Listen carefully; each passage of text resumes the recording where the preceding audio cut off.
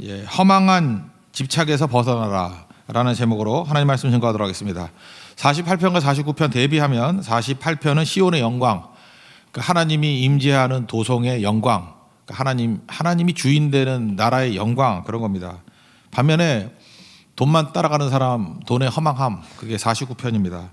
그러니까 순비바죠, 이렇게 묶는다라는 걸로 따진다 그러면 시온의 영광은 하나님과 묶이면 산다, 이게 48편의 주제고, 그 다음에 49편은 돈의 허망함이니까 돈과 묶이면 망한다, 그런 뜻이에요. 그러니까 요약하면 뭐예요? 하나님과 묶이는 인생, 말씀과 묶이는 인생, 예수와 묶이는 인생, 그게 사는 길이고, 돈이라든지 세상과 묶이면 망한다, 그런 뜻입니다. 첫 번째 살필 것은 48편인데 시온의 그늘에 살라, 그러니까 하나님이 주인 되신 그 나라의 그늘 밑에 살아가라, 이게 핵심이라는 것입니다. 여기 1절부터 쭉 보니까 뭐 예루살렘을 묘사하는 거거든요. 하나님의 성, 거룩한 산, 터가 높고 아름답다, 큰 왕의 성, 뭐 요새. 그런데 여기 이렇게 여러 가지로 예루살렘을 부르는데 특별히 이 시온이라고 부르는 이유가 뭐냐? 시온, 자이온이라고 부를 때는 하나님이 계신 성, 그럴 때 시온이에요. 하나님이 임재, 특별히 하나님의 주인됨, 영어로 하면 로드십이죠. 하나님의 주권이 있는 곳, 하나님이 주인 되는 성, 그걸 시온이라고 얘기한다고요. 그러니까 하나님이 다스리는 교회, 그러면 시온성과 같은 교회가 되겠죠. 우리 가정도 마찬가지죠. 시온성과 같은 가정, 그러면 하나님이 주인 되는 가정, 그게 시온이라고요. 시온이라는 것은 그런 의미가 있다. 1, 2, 3절을 한번 보겠습니다. 시작. 여호와는 위대하시니 우리 하나님의 성 거룩한 산에서 극진히 찬양 받으시리로다. 터가 높고 아름다워 온 세계가 즐거워하며 큰 왕의 성 곧 북방에 있는 시온산이 그러하도다. 하나님이 그 여러 궁중에서 자기를 요새로 알리셔도다. 그러니까 중요한 건 뭐예요? 누가 주인이냐는 거죠. 그러니까 하나님이 주인인 성이 시온이고 내가 주인인 세상, 이게 다르다라는 것입니다. 그러니까 주인됨이 누군가? 우리도 마찬가지죠. 위치, 장소, 이게 필요한 게 아니에요. 어디나 하나님이 주인 되는 곳이 시온이라는 거예요. 시온됨, 시온성과 같은 가정을 만들고 시온성과 같은 교회를 삼아야 된다. 세상도 마찬가지예요. 시온성과 같은 곳을 만드는 것, 하나님이 주인 되는 곳, 그런 것이라는 거예요. 누가복음 15장을 보면 탕자가 나오지 않습니까? 탕자, 왜 탕자입니까? 아버지한테 유산 달라 그래서 탕자인가요? 가서 다 허랑방탕하게 날려서 탕자인가요? 그럼 한번 반대로 한번 생각해 보세요. 혹시 이 탕자가 외국에 나가가지고 성공을 했으면 어떡하죠? 큰 부자가 됐어요. 그죠? 거기서 뭐 다 날려먹다가 뭐 기타 잘 쳐가지고 BTS 같이 막 떴어요. 예. 그 큰 부자가 됐어요. 성공했습니다. 그러면 탕자 아닙니까? 그래도 탕자죠. 그러니까 탕자의 기준이 부자냐 가난한 자냐, 이게 기준이 아니라는 것입니다. 기준이 뭐예요? 아버지와의 관계죠. 아버지를 주인으로 여기나 아버지의 주권을 인정하느냐 안 하느냐. 그러니까 아버지 아무리 부자라 할지라도 아버지를 아버지됨으로 인정 못하면 그거 탕자예요. 그죠? 그러니까 집안의 탕자라 그러잖아요. 그 형이 집안에 있었지만 아버지의 아버지됨을 인정하지 않잖아요. 그러니까 탕자라 그러잖아요. 집안에 있는 탕자라고. 그러니까 우리도 마찬가지죠. 하나님의 주권 되심, 하나님의 주인 되심을 인정하지 않으면 상태에 관계없이 그거는 탕자가 될 수밖에 없다는 것입니다. 그러니까 찬양 부르잖아요. 내가 주인 삼은 모든 것을 다 내려놓을 때 탕자에서 돌아오는 거예요. 내 주 되신 주 앞에 나가서 엎드려야 된다고. 주인 되심을 인정하는 거, 그게 시온이라는 것입니다. 그래서 시온을 찬미하는 거예요. 그러니까 시온과 반대말이 뭐겠어요? 세상이죠. 주님이 왕 되시는 곳이 시온이고, 세상은 내가 왕 되는 거 아니에요. 내가 왕 되는 사람의 특징, 그러면 이제 4절부터 쭉 나오는데 8절까지 특별히 4, 5절을 보면은 지나간다, 이런 뜻을 두 번이나 써요. 지나간다, 머무르지 않고 지나간다. 4절 5절을 한번 다 같이 읽겠습니다. 시작. 왕들이 모여서 함께 지나갔으며 그들이 보고 놀라고 두려워 빨리 지나갔도다. 그러니까 시온이 뭐예요? 하나님이 주인인 곳인데 그것과 묶이지 아니하고 하나님이 주인이 시온, 그러니까 지나가 버리는 거예요. 그게 세상입니다. 그러니까 지나가 버리면은 세상이고, 그 시온성과 묶이면은 그게 하나님의 백성이라는 것입니다. 이 똑같은 게 있죠. 부자 청년, 마태복음, 마가복음, 뭐 누가복음 다 나오는데 누가복음 18장에 주로 자세히 나오고 마태복음 19장에 나오지 않습니까? 이 친구의 특징이 뭐예요? 부자 청년이니까 젊었죠. 그렇게 좋아하는 젊음이 있죠. 거기다가 높은 지위, 공회원이라고 그러잖아요. 그 출세했어요. 거기다가 부자고, 거기다가 또 경건했습니다. 하나님 말씀 다 지켰대요. 예수님도 그거 인정하잖아요. 그래서 다 지켰다고.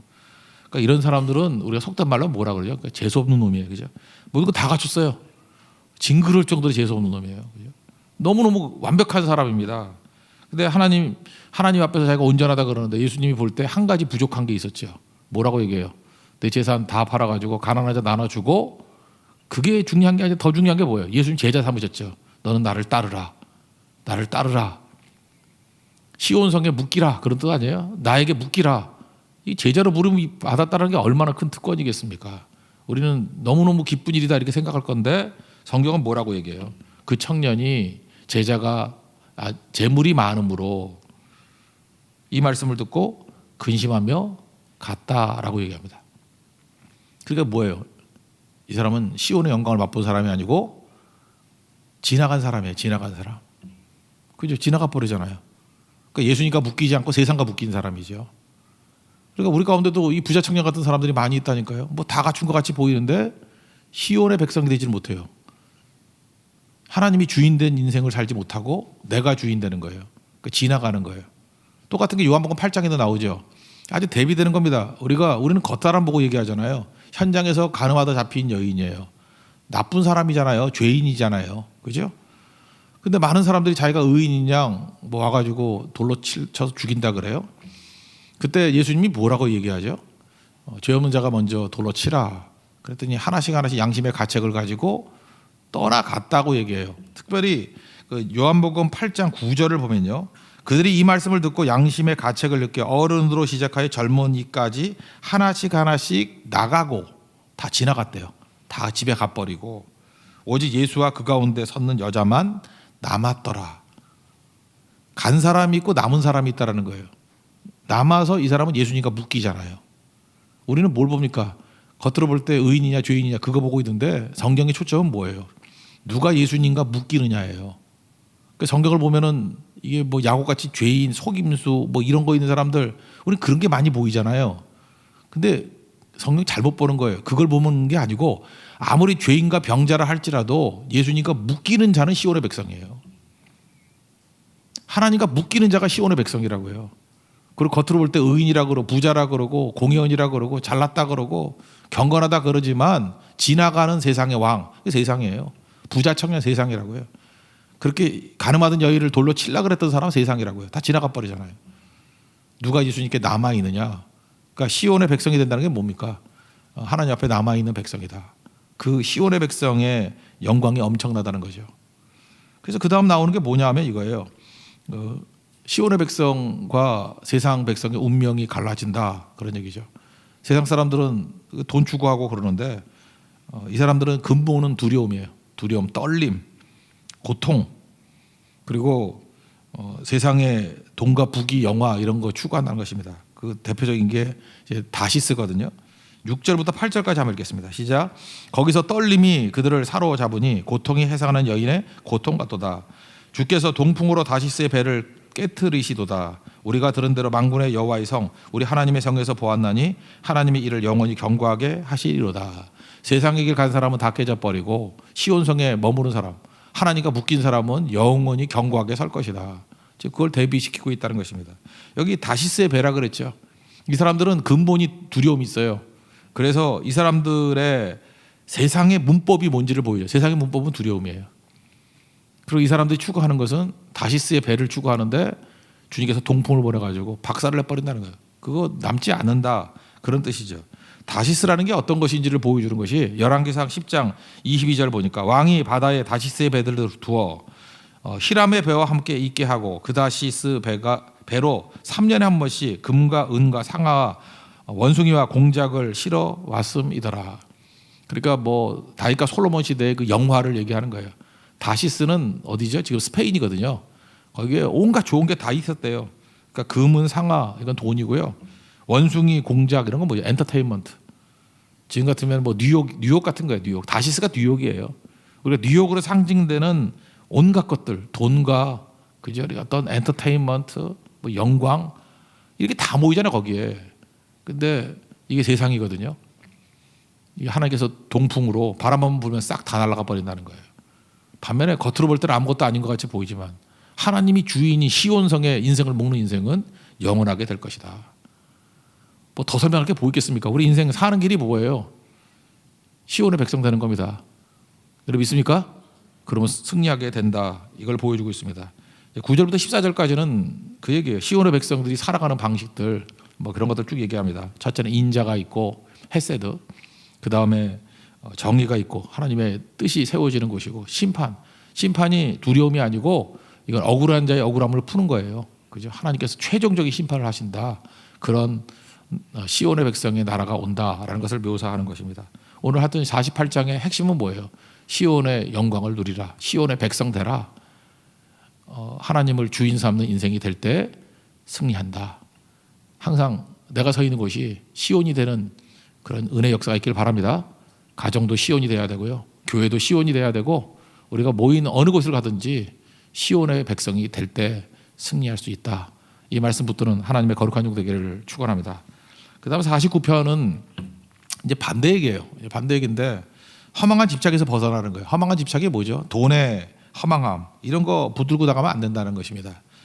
먼저 1절부터 4절까지는 초대해요. 사람들을 쭉 초대를 하는데 무백성, 뭐 세상, 거민, 귀천, 빈부 뭐 다 들으라. 보편적 진리다 그런 뜻도 있지만 여기서 이렇게 보여주는 게 뭐냐면 세상에 돈 추구하는 세상의 근본적인 내용이 뭐냐면 구별짓기라는 거예요. 여러분 세상이 이게 힘든 이유가 세상의 핵심이 뭐예요? 구별짓는 거예요. 구별. 대표적인 게 우리나라 뭐 조선시대가 대표적인 구별짓는 거 아니에요? 아니 동족을 그래 노예 삼는 나라가 어디 있습니까 세상에? 그 조선 개국 초에는 노비가 한 4% 정도 됐대요. 근데 그 다음에 세종 때 종모법이라는 게 있었잖아요. 종모법. 그러니까 양인하고 결혼을 해가지고 엄마가 노비면은 다 노비 되는 거예요, 그죠? 그러니까 한참 돼가지고 뭐 그 임진왜란 그 당시 때쯤 돼 보면은 노비의 수가 인구의 반이랬잖아요, 반. 그러니 나라 꼴이 되겠어요? 자기 동족을 노비로 삼고 이 구조 자체가 일부러 양인하고 결혼시켰대요. 그래야 재산이 늘어나니까. 우리가 그렇게 존경에 맞이하는 이황의 그 축제술에도 그거 나온대요. 우리 가문이 부유하게 되기 위해서는 어떻게 하면 노비수를 늘릴 것인가. 우리는 존경에 맞지 않지만 조선의 맥락 자체가 그렇게 악한 구조였다고요. 그래서 조선이 좋은 나라가 아니에요. 우리 민족이 그런 나라였다고요. 그러니까 이게 악한 거죠. 악한 거. 구별짓는 거. 이게 세상입니다. 지금은 안 그런가요? 이것저것으로 다 구분짓고 요즘은 뭐 스스로가 구분짓대. 뭐 흙수저, 뭐 은수저, 금수저 이렇게 얘기를 하면서 교회가 세상에 물결이 들어와서 망하는 길이 뭐냐면 구별짓는 거예요. 그래서 여러 가지 내용들이 있는 거, 이 구별짓는 것을 무효화시키는 것, 그게 하나님 백성들이 해야 될 일이다. 이런 말씀이 있다는 것입니다. 근데 구별짓기의 핵심이 뭐예요? 희소성이거든요. 남들이 없는 거 잠깐만 추구하려고 그래요. 그래서 내가 남들이 없는 걸 잠깐 추구하고 희소성을 추구하려고 그러는 순간에 벌써 이게 구별짓기가 시작이 된다는 것입니다. 그러니까 희귀한 게 뭐죠? 다이아몬드 아무나 못 갖잖아요. 또 누가 여기 다이아몬드 다 가지고 있으면 물방울 다이아몬드 아무나 못 갖는 거, 그죠? 또 뭐 색깔 이상한 거. 그거 사실 우리 살리는 것도 아닌데 아무것도 아닌데. 여러분 진짜 영성이 뭔지 아십니까? 하나님께서 우리에게 생명의 핵심이 되는 거, 필요, 니드 있죠, 니드. 생명에 필요한 걸 니드라 그러는데 필요를 주시는 거는요 다 흔해요. 물도 흔하고 공기도 흔하고 솔직히 말해서 먹는 것도 흔하지 않습니까? 그냥 먹는 거라 그러면 흔하죠. 근데 우리에게 제가 볼 때 이것도 위험한 거, 이것도 위험한 죄성인데 자꾸 이렇게 맛있는 거 추구하는 사람 있죠. 크리스찬들은 너무 그러면 안 돼요. 맨날 모여가지고 뭐가 맛있나. 그냥 뭐 아침에 우리 교회도 지금 아침 식사를 주는데 자꾸 너무 맛있는 걸 추구하는 것 같아요. 그냥 오뎅국으로 돌아갔으면 좋겠어요. 그냥 먹고 살면 되는 거지. 자꾸만 이렇게 월요일 날은 누가 해서 맛있고 화요일 날은 누가 해서 맛있고 이러다가 구별짓기가 된다니까요. 그러면 뭐 예를 들어서 뭐 목요일 날 하는 사람이 역시 맛이 최고야. 그럼 벌써 구별짓기가 되고 이게 문제가 되지 않아요, 그죠? 세상이 다 그래요. 아무리 좋은 게 있다 할지라도 더 좋은 게 또 나오잖아요. 그래서 크리스찬의 영성은 뭐냐면 평범한 거예요. 평범한 것 속에서 의미를 찾는 거예요. 여러분 그냥 평범한 오뎅국을 먹고 있어요. 근데 사랑하는 사람이 먹을 때 다르죠. 라면 한 그릇을 먹어도 사랑하는 사람끼리 먹으면 다르잖아요. 성기는 것으로 하면 다르잖아요. 저는 네팔 갔을 때 라면 여러 개 끓여 먹을 때 네팔 사람과 함께 나눠 먹을 때 제일 맛있고 진짜 어떤 호텔 음식보다도 좋았어요. 그죠? 이게 좋은 음식이 아니라 의미가 있는 거 아니에요? 그래서 구별짓기 이런 거 하면 안 된다라는 거죠. 그래서 우리가 무엇을 먹을까, 무엇을 마실까, 무엇을 의식주 문제 아니에요? 어느 순간인가 잠깐만 이렇게 특별한 거를 추구하려고 그러잖아요. 특별한 걸 먹고 싶어. 특별한 집에 살고 싶어. 특별한 옷을 입고 싶어. 뭐 특별한 가방을 들고 싶어. 글쎄 뭐 너무 극단으로 가면 좀 힘들지 모르지만 무조건 이거 터부시하는 건 아니지만 여기에 너무 매몰돼 있으면요 세상에 굴복하는 겁니다. 크리스천들 그렇게 사는 모습이 아니라는 거예요.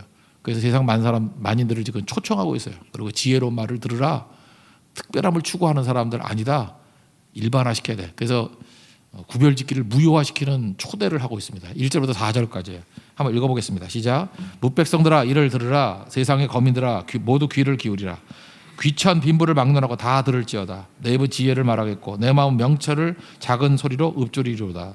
내가 비유에 내 귀를 기울이고 수금으로 나의 오묘한 말을 풀리로다. 그러면서 5절부터 12절까지가 핵심적인 내용이에요.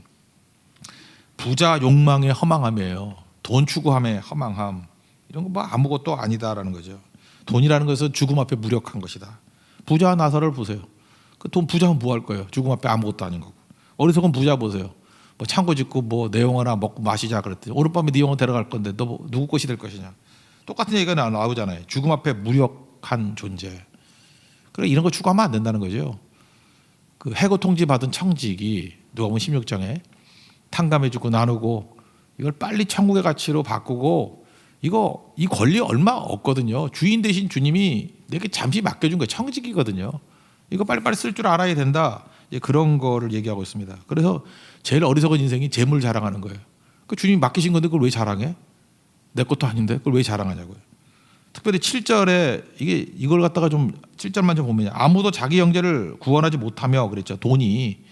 이거 세번역 보면요. 아무도 자기 생명을 구원하지 못하며 이거 해석에 따라 자기 형제라고 번역할 수도 있고 자기라고 번역할 수도 있는데 저는 자기 생명이라고 생각했으면 좋겠어요.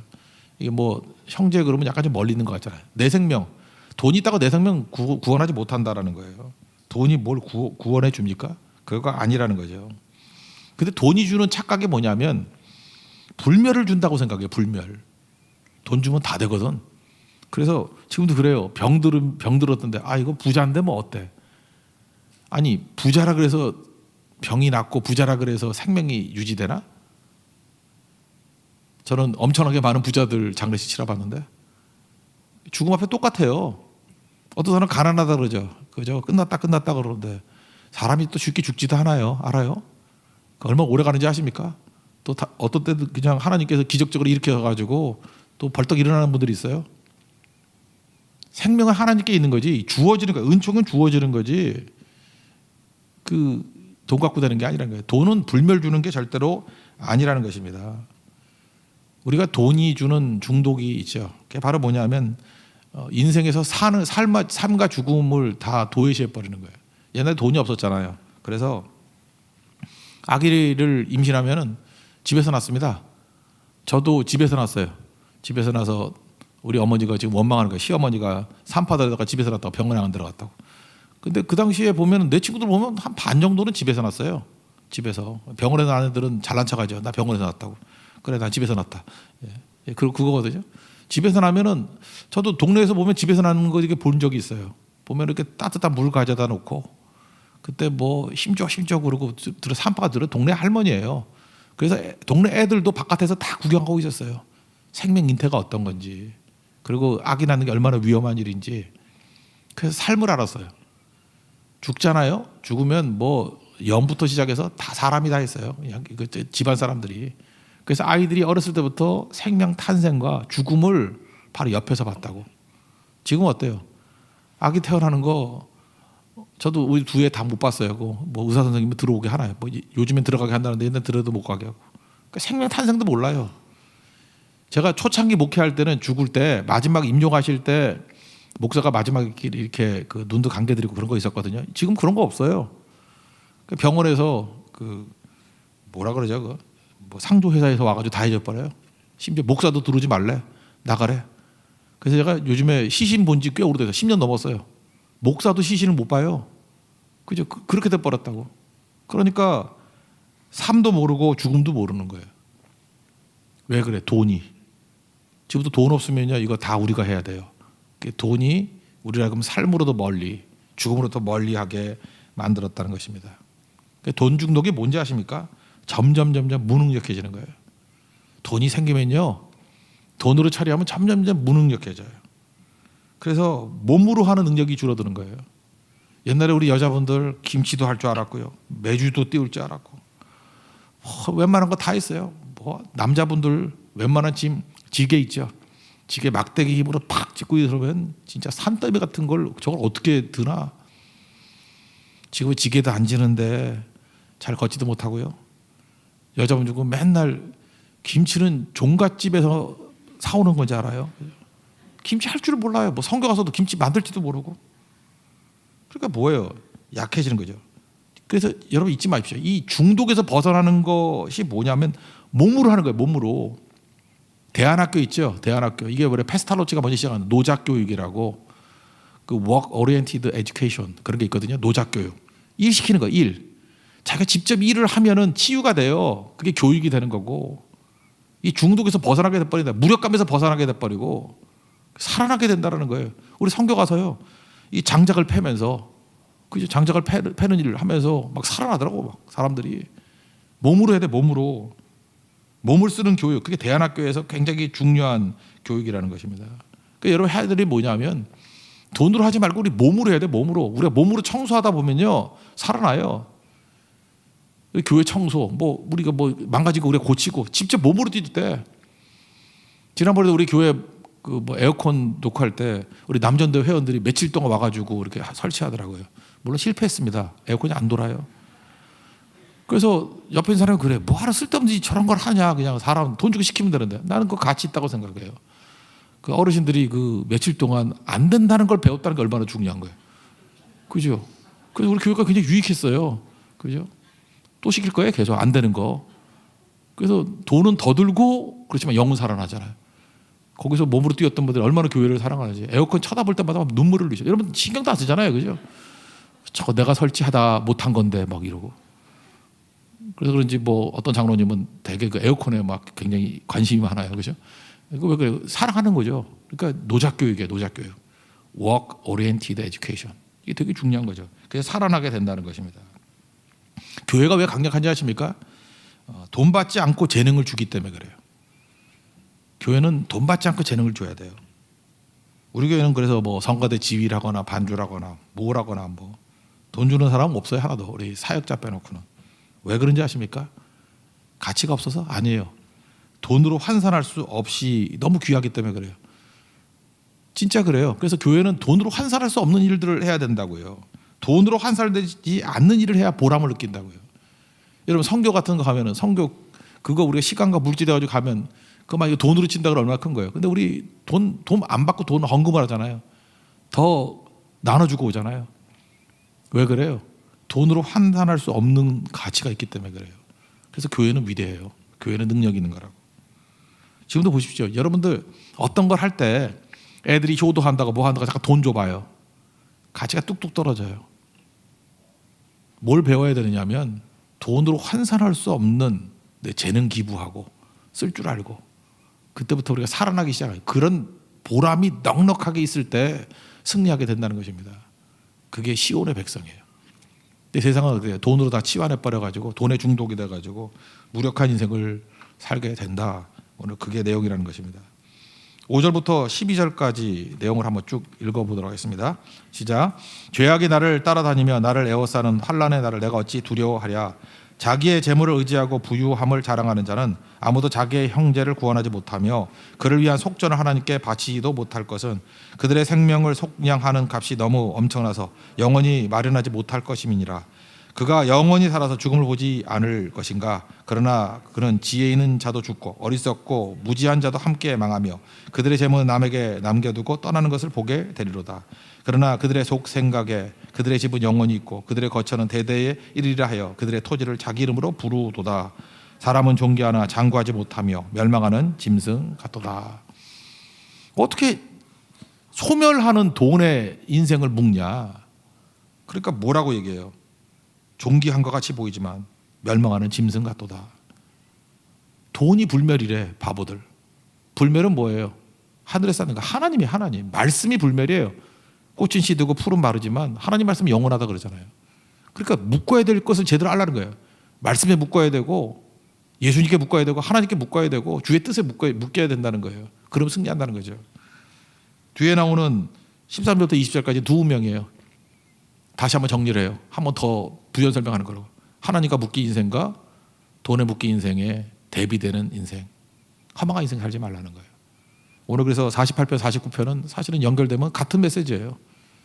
시온 백성 되라는 것입니다. 하나님께 묶이는 인생. 돈에 묶이면 허망해지고 무력해지고 아무것도 아니라는 거예요. 참된 지혜를 얻는 하나님의 정되기를 축원합니다. 자리에서 일어나겠습니다. 기도를 멈추지 마라 찬양하겠습니다. 아니 오늘은 그거보다도 딴 거 합시다. 우리 내 삶은 주의 것 찬양합시다. 내 삶은 주의 것.